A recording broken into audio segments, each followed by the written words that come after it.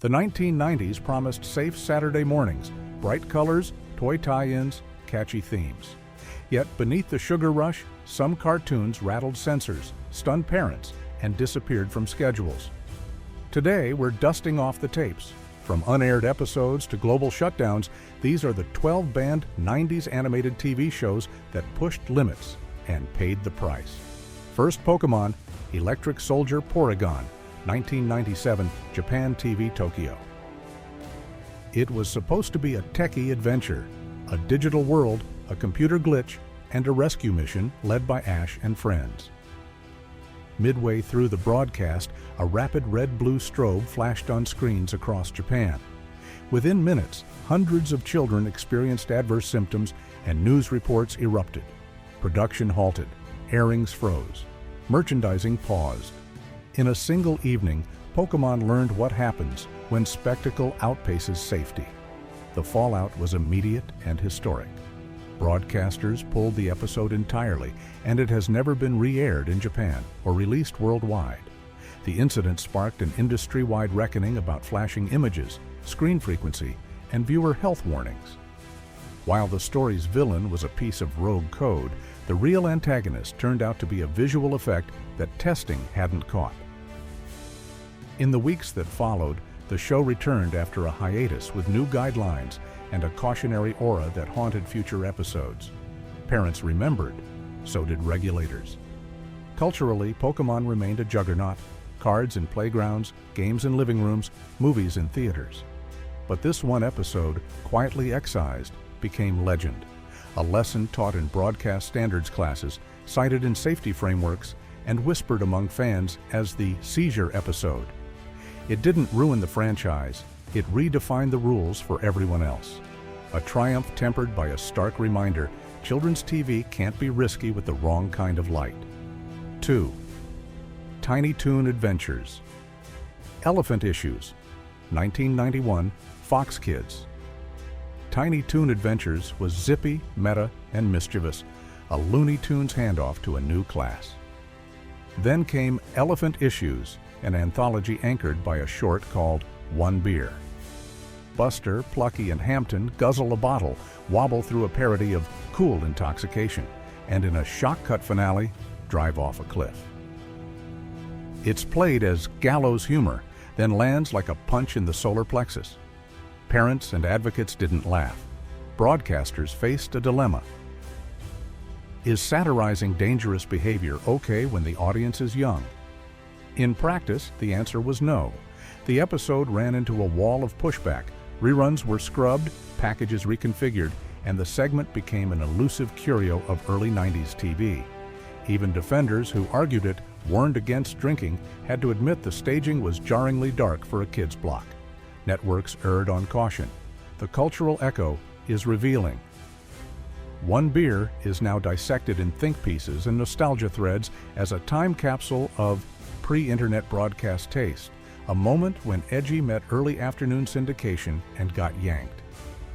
For Tiny Toon Adventures, the removal didn't end the series, but it did mark the outer boundary of the show's wink and nudge satire. In retrospect, the short feels like a filmmaker's note to grown-ups, not children, and the network treated it accordingly. 3. Cow and Chicken. Buffalo Gals, 1998, Cartoon Network. Loud, rubbery, and proudly absurd, Cow and Chicken specialized in slapstick that squeaked past adults and delighted kids. Buffalo Gals crossed that line. An all-female biker gang crashes into the character's home, chews up the carpet, and rides roughshod through the plot with innuendo that older viewers caught instantly. After one airing, the episode vanished from rotation and was replaced in reruns. Why did it get pulled so fast? The network faced a wave of complaints about stereotypes and suggestive gags unfit for a child audience. Creators later discussed the controversy, and fans traded bootlegs, but Cartoon Network's position held the segment wouldn't return to broadcast packages. As the show continued, Buffalo Gals became the title whispered at conventions, proof that even a zany, anything-goes series had limits when the joke's subtext overshadowed the slapstick. Culturally, the band became a case study in 90s cable. Edgy artists experimenting under a kid-friendly banner, standards teams reacting in real time, and viewers learning that some humor doesn't age or play the way anyone intended. The rest of Cow and Chicken's run stayed rowdy, but this episode's quick disappearance underscored how swiftly a cartoon could be judged, archived, and remembered as the banned one. 4. Dexter's Laboratory. Rude Removal, 1998, Cartoon Network. Dexter's Laboratory had built its fame on rapid-fire humor, smart visual gags, and a blend of brainy invention with sibling rivalry. But in 1998, a long-whispered episode called Rude Removal was produced and never officially aired on television. The plot was pure Dexter logic gone wrong. A machine meant to split Dexter and Dee Dee's personalities into polite and rude halves ends up creating foul-mouthed doubles who storm around the house. The twist? Those rude doubles didn't just have bad manners, they swore, loudly and often. In the recorded version, the profanity was bleeped, but the lip movements and comedic timing made the words obvious. Cartoon Network executives, nervous about broadcasting even a censored barrage of curses in a children's program, shelved the episode entirely. For years, it was a ghost story among animation fans, rumored, half-remembered by crew members, but never seen by the public. Then, more than a decade later, Adult Swim aired it unannounced as a special event with the bleeps intact. The audience reception was a mix of nostalgia, surprise, and debate. Had Cartoon Network been overcautious, or had they rightly protected their youngest viewers? In terms of cultural impact, Rude Removal became an emblem of the tension between creator freedom and network image in the 1990s. Dexter's Laboratory was a cornerstone of Cartoon Network's early success, helping define the network's brand. But this lost episode showed that even a ratings hit couldn't escape the fine-toothed comb of standards and practices. Today, it's remembered less for its actual jokes and more as a relic of a time when one risky creative choice could sideline an entire story indefinitely. It remains a cult favorite, not because it changed the show, but because it dared to test its boundaries. 5. Darkwing Duck. Hot Spells, 1992, Disney Afternoon. Disney Afternoon was a fortress of wholesome, high-energy adventure in the 90s. So when a Darkwing Duck episode stirred controversy, it startled viewers. Hot Spells centered on Gosselin, Darkwing's spirited adopted daughter, who learns magic from a visiting sorceress. In a plot twist, the sorceress turns out to be working for the devil, here depicted as a comically menacing figure trying to claim Gosselin's soul. While the tone was in line with the show's slapstick meets superhero style, religious groups and parent advocacy organizations took issue with the portrayal of Satan, arguing that it trivialized dangerous themes for children. The backlash was enough for Disney to pull the episode from circulation. It was never rerun during the series' syndication cycle, making it a rare find even among collectors. The reaction to Hot Spells revealed how even a single creative decision, in this case personifying a classic villain from religious lore, could spark resistance from parents who otherwise trusted the Disney brand. Darkwing Duck had always juggled crime-fighting antics with satirical edge, parodying film noir, superhero comics, and pulp fiction. But in this case, the humor was overshadowed by the cultural sensitivity of its imagery. In retrospect, Hot Spells is less about moral panic and more about the limits of children's television in the early 90s. It shows how swiftly a network could reevaluate content to protect its reputation, even if the creator's intent was comedic, not sinister. For fans, the lost episode became a collector's grail, an elusive reminder that sometimes the scariest thing for networks isn't the villain on screen, but the headlines off it. 6. Ren and Stimpy. Man's Best Friend, 1992, Nickelodeon. Ren and Stimpy was an outlier in the 90s kids' animation boom. Gross-out humor, surreal slapstick, and a willingness to be bizarre, even by adult standards. But one episode, Man's Best Friend, pushed the chaos into territory Nickelodeon refused to air. In it, Ren and Stimpy meet George Liquor, an overbearing pet owner who puts them through an extreme training regimen. The climax is what doomed it: Ren savagely beating Liquor with an oar in a sequence that, while cartoonish, was shockingly violent for the network's young demographic. Nickelodeon pulled the episode before it could air, citing concerns over excessive violence. Creator John Kricfalusi, already clashing with the network over deadlines and content, was fired during production, and Man's Best Friend became shorthand for the creative tensions that haunted the show.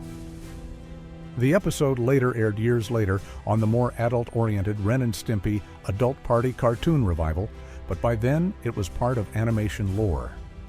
The cultural resonance here is twofold. First, it highlighted the unique position Ren and Stimpy held. Too weird and risky to be a standard kids cartoon, yet too slapstick to fit neatly into adult animation at the time. Second, it became a case study in how behind-the-scenes conflict can shape what audiences ultimately see. For fans, Man's Best Friend occupies that rare place where the myth around the episode is almost bigger than the episode itself. It didn't derail Ren and Stimpy's popularity. The show remained a 90s cult favorite, but it did show that Nickelodeon, despite its rebellious branding, had lines it wouldn't cross, even for its most talked-about hit. 7. Beavis and Butt-Head. Early episode removals, 1993 to 1997, MTV. When Beavis and Butt-Head debuted on MTV, it wasn't pretending to be a kid's cartoon, yet the animated format, crude humor, and absurd storylines drew in plenty of younger viewers. The show thrived on mocking music videos and turning adolescent boredom into comedy. But in 1993, a real-world tragedy linked to fire made headlines, and the connection, whether fair or not, fell on the series. Reports claimed a child imitating Beavis's fascination with fire accidentally started a deadly blaze. Almost immediately, MTV ordered a sweeping content change. Episodes featuring fire references were pulled. The word fire itself was banned from Beavis's dialogue for years. Some episodes were permanently shelved, others edited beyond recognition. The backlash wasn't just from parents. Politicians and watchdog groups began scrutinizing animated programs with more intensity. MTV, already courting controversy with its edgy programming, had to balance creative integrity with public relations damage control. The show continued, but the censorship left a noticeable mark on its style and pacing. The irony is that the series' exaggerated idiocy was always meant as satire, an absurd mirror of aimless youth, but some audiences saw dangerous influence rather than parody. Culturally, Beavis and Butt-Head's censored years are remembered as a turning point in how networks approached adult animation that reached underage viewers. When the show returned decades later in revivals, fire jokes came back, but the early 90s period still stands as proof that animated satire could provoke real-world consequences. For fans, those lost episodes are a strange mix of legend and cautionary tale, not for what they showed, but for how quickly the outside world changed their fate. 8. Shin-Chan, Crayon Shin-Chan. International bans, 1990 present. In Japan, Crayon Shin-Chan was already infamous by the mid-90s, a sitcom-style cartoon about a mischievous 5-year-old with no filter, constantly embarrassing his parents, neighbors, and teachers. The humor was slapstick, cheeky, and often built around Shin-Chan's inappropriate remarks or bizarre interpretations of adult situations. While it thrived in Japan, international markets didn't always share the same tolerance. When the series reached India in 2006, a decade after its Japanese debut, it quickly gained a massive child audience. Parents soon complained about Shin-Chan's rudeness, backtalk, and crude jokes, fearing it encouraged bad manners. By 2008, the Indian Ministry of Information and Broadcasting banned the show outright, citing its influence on children's behavior. Other countries implemented heavy edits, trimming episodes until they ran only a fraction of their original length. The cultural divide here is telling. In Japan, Shin-chan was understood as satire, a parody of the idealized family sitcom and a comedic jab at both adult hypocrisy and childhood innocence. Abroad, without that cultural context, the same jokes felt rebellious in a way that unsettled parents and regulators. Over time, India's ban was partially lifted, with a heavily censored version airing during restricted time slots. But the uncut Shin-chan remains largely unavailable in many regions. The case reflects how animation is not universal in tone. Humor that lands as harmless in one country can spark nationwide debate in another. To this day, Shin-chan's global history is a map of edits, bans, and compromises, making it one of the most controversially exported cartoons of the 90s era. 9. Tailspin. Censored episodes in various regions. 1990 to 1991, Disney. Tailspin was Disney's high-flying spin on classic adventure serials, recasting Baloo the Bear as a cargo pilot in a 1930s-inspired dieselpunk world. It was light-hearted swashbuckling for weekday afternoons. But even here, certain episodes faced unexpected censorship abroad. Some countries objected to depictions of political coups, heavy use of firearms, or villainous plots that echoed real-world conflicts. In particular, episodes like Last Horizons drew accusations of racial stereotyping, with critics noting caricatured depictions of fictional Eastern cultures. Others were quietly dropped from rotation due to perceived dark content, including threats of execution or overt military aggression. For Disney, these edits were less about scandal and more about ensuring international broadcast compliance. Yet the result was the same. Entire storylines disappeared from certain markets, leaving gaps in continuity for viewers. Kids who grew up with the show in different countries often had completely different memories of which adventures existed. The cultural impact was subtle but significant. Tailspin's censored episodes became sought-after collectibles for fans who wanted the full series. They also became a talking point in discussions about how Disney adapted, and sometimes compromised, its storytelling for global audiences. While it never endured the public bans of edgier cartoons, Tailspin still serves as an example of how even the most wholesome animation could run afoul of cultural sensitivities when its stories brush too close to real-world history or uncomfortable stereotypes.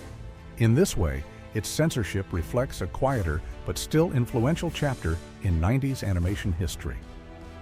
10. Looney Tunes. Censored 11. Rerun ban, 90s broadcasts. Looney Tunes as a brand dates back decades before the 90s, but its content lived on through constant television syndication. By the early 90s, a particular set of 11 shorts, later nicknamed the Censored 11, were entirely absent from rerun packages. These cartoons, originally made between 1931 and 1944, contained heavy racial caricatures, outdated stereotypes, and depictions of ethnic groups that were widely recognized as offensive by modern standards. While the ban itself began in 1968, its impact was felt anew in the 90s, when cable networks like Cartoon Network and TNT were building fresh generations of Looney Tunes fans. Standards teams deliberately excluded these episodes from broadcast libraries, even in late-night or classic programming blocks. Unlike some banned content that might be restored with edits, these shorts were withheld in full, with no attempt to recut them for air. For many 90s viewers, the existence of these missing episodes was a mystery. They simply never appeared, leaving gaps in the otherwise endless rotation of Bugs Bunny, Daffy Duck, and Porky Pig antics. Collectors and animation historians, however, kept the memory alive through film archives and private screenings. In some cases, the cartoons resurfaced in academic contexts, used to study racial representation in early Hollywood animation. The cultural takeaway here is stark. Even a franchise as beloved and enduring as Looney Tunes carried material considered too damaging for the family-friendly brand image. By the 1990s, Censored 11 had become shorthand for the permanent retirement of certain works, not because they lacked artistry, but because their content no longer fit the values networks wanted to project. For younger audiences, these cartoons remain unseen relics. For media scholars, they're reminders of how shifting cultural norms can rewrite the broadcast history of even the most iconic properties. 11. Tom and Jerry. Pulled shorts in the 1990s. Like Looney Tunes, Tom and Jerry's origins were decades older than the 1990s, yet its syndicated life was thriving thanks to cable and home video. But not all shorts survived the era's growing sensitivity to depictions of violence, self-harm, and outdated portrayals of certain groups. One of the most talked about was Blue Cat Blues, 1956, which ends with a double suicide, staged in typical cartoon exaggeration, but still jarring for a family slot. Others, like The Two Mouseketeers, included depictions of execution that made censors uneasy. In the 90s, broadcasters began quietly pulling or editing these shorts. Some removals were driven by violence concerns, especially as advocacy groups scrutinized how much physical harm was played for laughs in children's programming. Others were flagged for racial caricatures in background characters or costuming. Even smoking, once a common gag for Tom, Jerry, or supporting characters, came under fire, leading to visual cuts or digital blurs in certain airings. The cultural result was a patchwork of viewing experiences. Depending on where and when you watched Tom and Jerry, you might have seen an almost complete archive or a sanitized, edited selection. This uneven preservation left fans comparing notes years later, realizing entire endings, scenes, or episodes had been missing from their childhood memories. From an industry perspective, the Tom and Jerry edits of the 90s signaled a shift toward proactive censorship in children's programming, removing potential controversies before they reached a broadcast schedule. For purists, it was a loss of original art. For networks, it was a calculated step to avoid the kind of backlash that could tarnish one of animation's most profitable properties. Even today, streaming services often carry altered versions, meaning the original cuts remain a treasure only for collectors and historians. 12. Ren and Stimpy. Big House Blues, 1991. Controversy. Ren and Stimpy's pilot, Big House Blues, introduced audiences to its anarchic style, bizarre facial expressions, surreal timing, and gags that leaned into the grotesque. In the short, Ren and Stimpy are captured by a dog catcher and face the possibility of euthanasia. For Nickelodeon executives, the imagery of the pound, cages, needles, and a heavy atmosphere was far darker than anything they'd planned to air on a children's network. Though Big House Blues did eventually air in certain contexts, early reactions from test screenings left some executives hesitant. The fear was that younger viewers might be disturbed by the realistic suggestion of pet death, even if played with absurdist humor. As the series went on, Nickelodeon became increasingly wary of how far its creators would push unsettling visuals, and this pilot became a point of reference in arguments about tone and appropriateness. Internationally, the episode often disappeared from broadcast lineups, with some countries skipping it entirely in syndication packages. On VHS and later DVD releases, it returned, uncut, but its early controversy cemented it as another example of how Ren and Stimpy constantly tested its network's limits. Culturally, Big House Blues is important not because it was the most outrageous Ren and Stimpy ever got. Later episodes arguably went further. But because it showed from day one that this was not a safe cartoon in the traditional Saturday morning sense. For animation historians, it's an early marker in the shift toward cartoons aimed at older kids and young adults, where dark humor and unsettling themes were embraced. For Nickelodeon in the 90s, it was a warning shot. The most creatively daring shows could also be the hardest to manage. These banned and censored 90s animated shows remind us that even cartoons can ignite fierce debates about taste, influence, and responsibility.